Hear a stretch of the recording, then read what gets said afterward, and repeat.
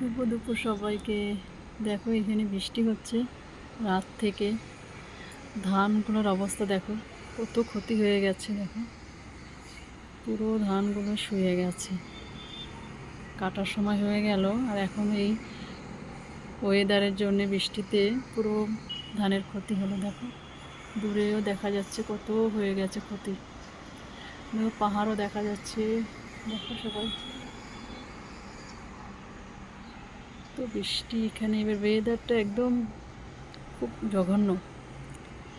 October মহিনা চলছে, তবুও বৃষ্টির দেখো অবস্থা। আমি শুধু ভাবছি কৃষকদের কি হবে, কত ক্ষতি হয়ে গেল। ধান কাটার সময় হয়ে গেছে, এখন বলো এই অবস্থা হয়ে গেল। বৃষ্টি বৃষ্টি একদম বটে।